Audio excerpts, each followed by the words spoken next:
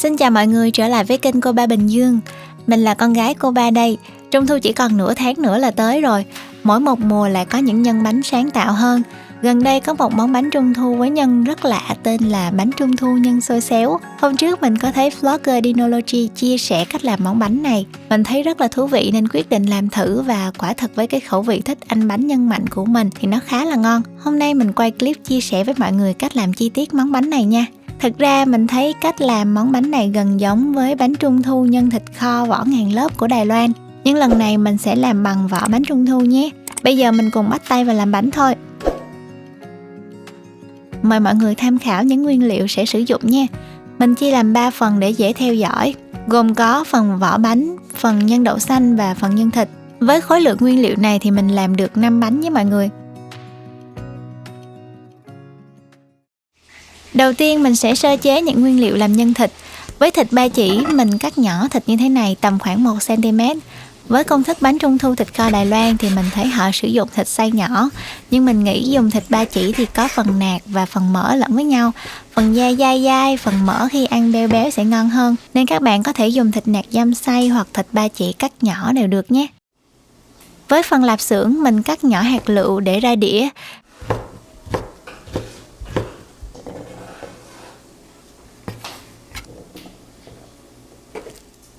Hành tím thì mình sắc mỏng hoặc là bào mỏng như thế này.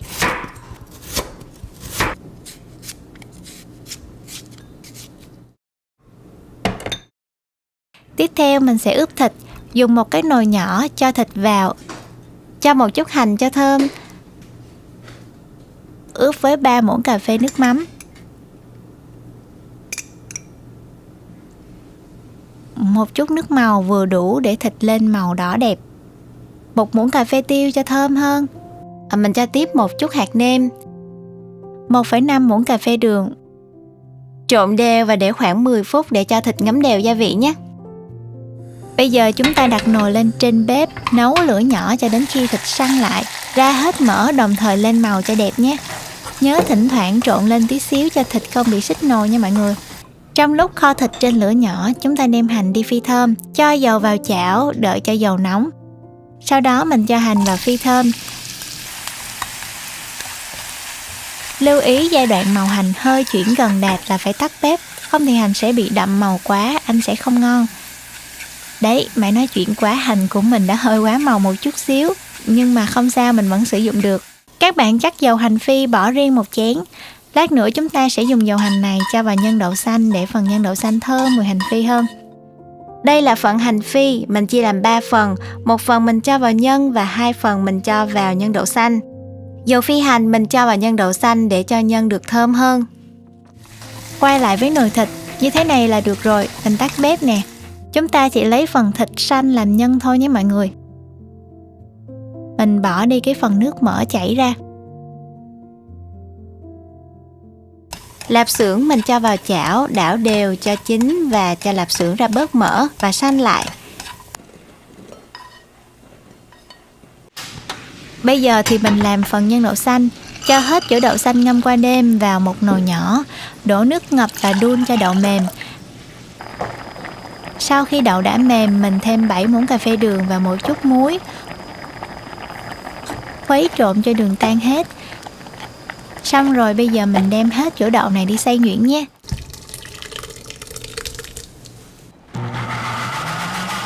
Xay thật là nhuyễn nhé mọi người.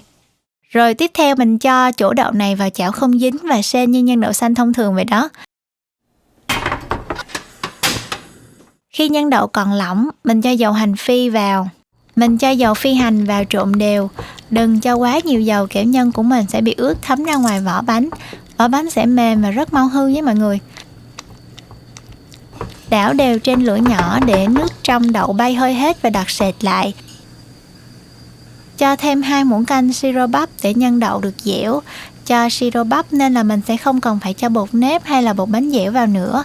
Nếu không có siro bắp thì các bạn có thể dùng bột nếp, bột mì hoặc là bột bánh dẻo cho vào nhân để nhân dẻo định hình dễ bách bánh nhé. Các bạn có thể xem kỹ hơn về công đoạn sên nhân đậu xanh trong các clip làm bánh trung thu trước đây của kênh Cô Ba Bình Dương nhé. Khi đậu xanh đã gần đạt như thế này, mình cho 2/3 chỗ hành phi vừa phi lúc nãy vào và trộn đều và cho nhân ra tô để nguội.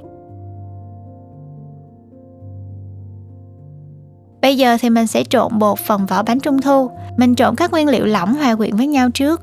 Nước đường bánh nướng nè. Các bạn có thể dùng nước đường bánh nướng hoặc là mật ong đều được nhé. Rồi tiếp theo là mình cho dầu ăn và một chút bơ.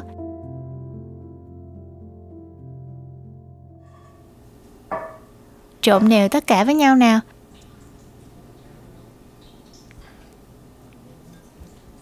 Với baking soda mình cho vào trong thố bột và trộn đều. Sau đó tạo một cái hố và cho hỗn hợp vừa khuấy đều ở trên vào.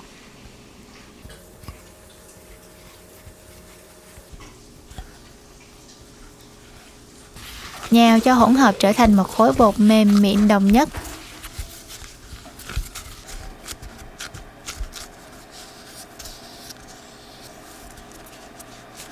Bột như thế này là đạt rồi nè mọi người. Sau khi nhào bột xong thì mình bọc kín và để nghỉ trong nửa tiếng đến 1 tiếng. Tiếp theo mình trở lại bắt phần nhân bánh nha. Mình làm bánh 150g nên phần nhân là 100g. Phần nhân đậu xanh mình cân 80g và phần nhân thịt sẽ là 20g. Với khối lượng nguyên liệu ở trên thì mình chia vừa đẹp được 5 nhân. Đây là tất cả những nguyên liệu làm nhân thịt kho bên trong, gồm thịt kho, lạp xưởng, hành phi và một ít chà bông. Dùng một chén nhỏ mình cân nhân thịt kho nhé. Mình cân đủ 20g. Rồi sau đó dùng nhân đậu xanh bao bên ngoài. Vo tròn nhân đậu xanh và tạo thành một cái nồi nhỏ như thế này. Sau đó cho các nhân thịt vừa cân vào trong.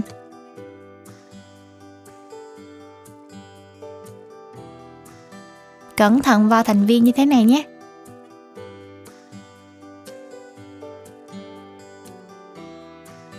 Làm tương tự với các viên nhân khác.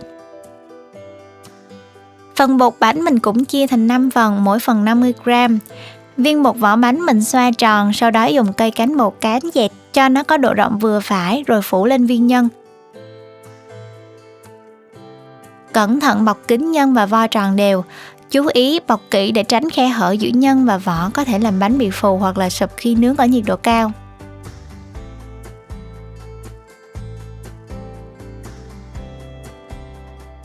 Tiếp theo dùng bột áo khuôn, vỗ nhẹ để bột thừa rơi ra, sau đó cho viên bánh vào, dùng cườm tay ấn nhẹ cho phẳng đế bánh.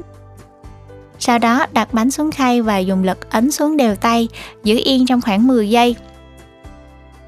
Từ từ nhấc khuôn lên và bánh của mình đã nhấn xong rồi nè mọi người. Hoa bánh khá là sắc nét ha.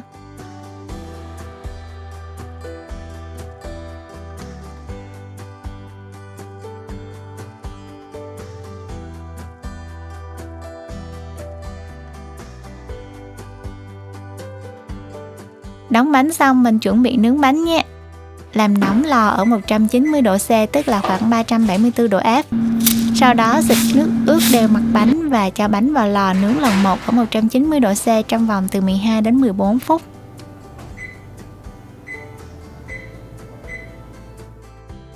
Khi thấy mặt bánh chín đục lại, hơi hanh vàng thì mình lấy bánh ra khỏi lò và để nguội trong vòng 15 đến 20 phút. Trong khi đó mình đi làm dung dịch quét mặt bánh. Mình lấy một lòng đỏ trứng, pha với 2 muỗng cà phê sữa tươi, sau đó đánh đều lên. Khi bánh nguội, mình dùng cọ mềm quét một lớp trứng mỏng lên mặt bánh.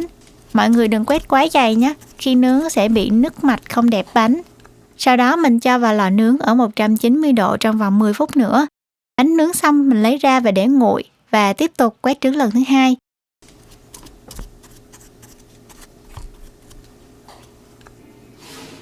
Tiếp tục cho bánh vào nướng ở lần thứ 3 ở 180 độ C trong vòng 7 đến 10 phút cho đến khi bánh lên màu ưng ý.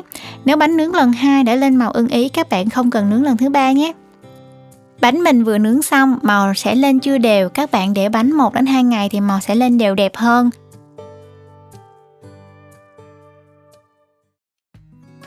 Bánh của mình được 1 ngày tuổi rồi đây, màu bánh hôm nay lên khá là ổn rồi nè. Mình thấy phần vỏ bánh bên ngoài vẫn chảy, không hề bị quá mềm. Vỏ bánh giống với các loại bánh trung thu thông thường khác. Bây giờ mình sẽ cắt thử bánh để xem phần nhân bên trong có gì khác không nhé. Wow, vừa cắt bánh ra là đã ngửi thấy mùi hành phi bốc lên rất là thơm rồi. Mọi người ai có là fan của hành phi không? Chứ mình thì rất là thích ăn hành phi và cả xôi xéo ý nha. Mình cắt bánh qua phần này thì thấy rõ lạp xưởng và thịt kho cùng ít chà bông nè mọi người. Hương thơm và phần hình ảnh khá là ok rồi ha. Bây giờ thì mình sẽ nếm thử nha. Vỏ bánh thì mềm và có vị ngọt nhẹ như thông thường. Phần nhân đậu xanh mình làm theo kiểu vị bánh mặn nên ít ngọt hơn nhiều. Có vị ngọt ngọt mặn vừa phải. Thơm mùi hành phi giống như là vị xôi xéo. Tiếp theo là phần thịt kho và lạp xưởng. Chà bông vẫn là thoảng hương vị hành phi và độ giòn dai của lạp xưởng và thịt. Thật sự khá giống với vị của các loại bánh trung thu mặn như là thập cẩm gà quay, hòa cùng với độ bùi bùi ngọt của đậu xanh rất hợp. Mình thì là không hảo ngọt lắm nên mình thích những loại bánh trung thu như thế này hơn. Không quá ngọt cũng không quá ngán như các bánh mặn. Nếu ai không thích mùi của hành phi thì có thể giảm bớt một chút. Mọi người thử vào bếp làm món bánh trung thu vị xôi xéo này nhé. Ai mà thích ăn xôi xéo chắc chắn là sẽ không thất vọng đâu. Cảm ơn mọi người đã xem đến cuối video. Nếu thích video này đừng quên like và chia sẻ đến bạn bè cùng xem nha. Đừng quên đăng ký và nhấn vào nút cái chuông để nhận được những thông báo mới nhất về video của kênh Cô Ba Bình Dương nha. Các bạn cũng có thể vào website Cô Ba Bình Dương để xem thêm nhiều công thức nấu ăn khác dưới dạng bài viết nhé. Xin chào và hẹn gặp lại.